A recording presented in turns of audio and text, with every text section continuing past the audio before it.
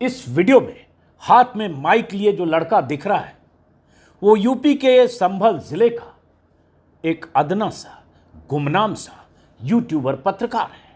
और सामने जो लोग बैठे हैं उसमें बीजेपी के कुछ स्थानीय नेता हैं, कुछ कार्यकर्ता हैं और उनके बीच योगी सरकार की माध्यमिक शिक्षा राज्य मंत्री गुलाब देवी है।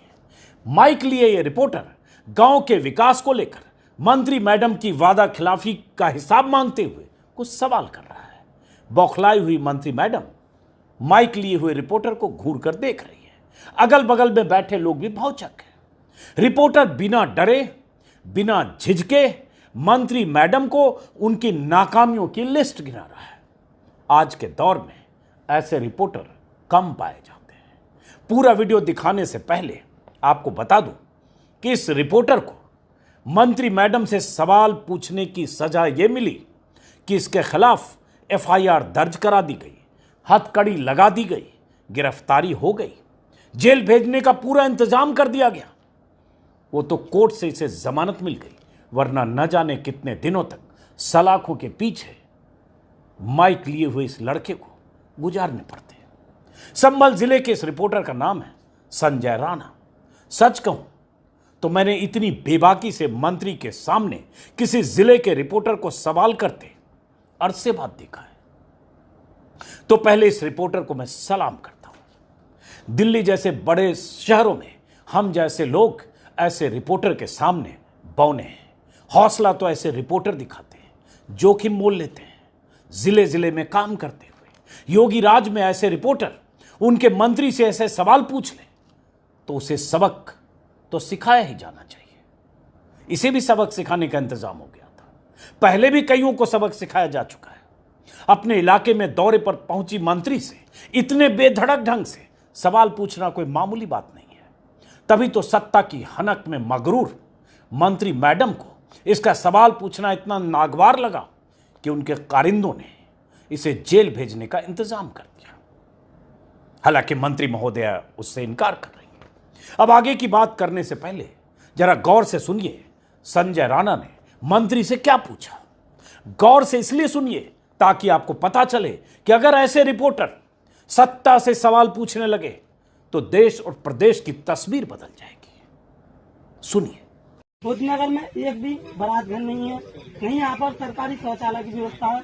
और आपने कहा था कि मंदिर से लेके इस वाली रोड को पक्का कराओगी। आपने यहाँ से लेकर जो खंजा वाला रोड था इसे मैं पक्का कराऊंगी। अभी तक ये रास्ता इतनी कच्ची है, यहाँ बाइक से पैदल वाले भी लोग परेशान हो जाते हैं। और गांव वालों की विशेष परेशानी ये थी कि आपने ये भी कहा था कि देवी माँ के मंदिर की मैं बाउंड्री कराऊंगी। आपने उसकी अभी तक सुनवाई नहीं करी थी। गांव वालों ने बहुत ही प्रेशर दिया था कि हम जा रहे हैं वहाँ पर, आपके कार्यालय भी गए थे, मगर उनकी कोई भी सुनवाई नहीं हुई थी। आप बताइए, आप इसके बारे में क्या कहोगे? समस्या केवल एक समस्या, क्योंकि यहाँ पर एक तो नहीं बताइए, आपने आप प्रचार कर रहे जी मैम, एक बात बताइए।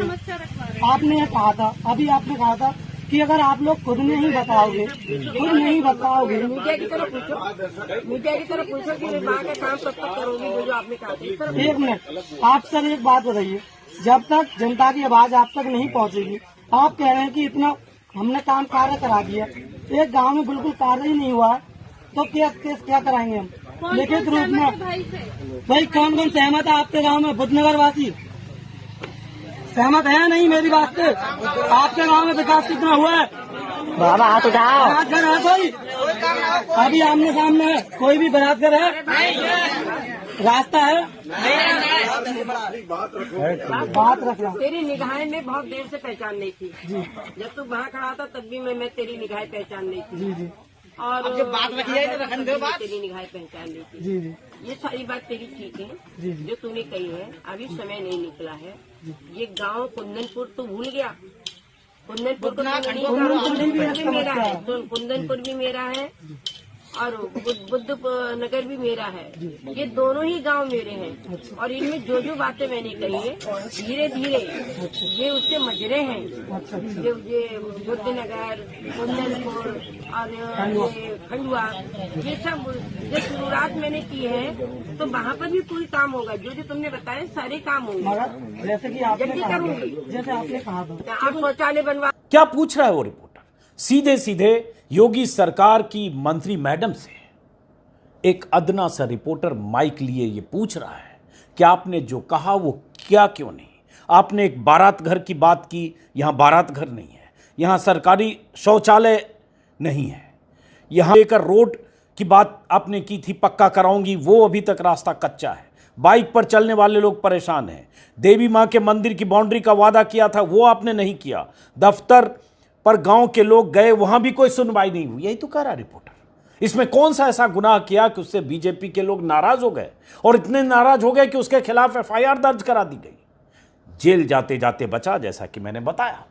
और मंत्री महोदय की बौखलाहट आप देख रहे होंगे जब मंत्री महोदया ने कहा, मैं देख रहा हूं न्यूज लॉन्ड्री और बीबीसी में विस्तार से उस रिपोर्टर के बारे में खबर भी छपी है, उस एफआईआर करने वाले के बारे में भी खबर छपी, वो भी बताऊंगा। लेकिन जो आपने देखा, मंत्री जी ने कहा गुलाबो देवी ने कि तेरी निगाह में बहुत देर से पहचान रही थी, जब तू वहां खड़ा था मैं तेरी निगाह पहचान रही थी, ये तेरी बात सही नहीं है। तेरी निगाह बहुत देर से तुझे पहचान रही थी, क्योंकि वो सवाल पूछ रहा था और जो सवाल उसने पूछे जो आपने सुने, और उस सवाल में कोई ऐसी बात नहीं है जिससे मंत्री को या बीजेपी के किसी नेता कार्यकर्ताओं को नाराज होनी चाहिए, क्योंकि साफ साफ वो वही बता रहा है जो मंत्री ने पहले वादे किए होंगे इलाके को लेकर।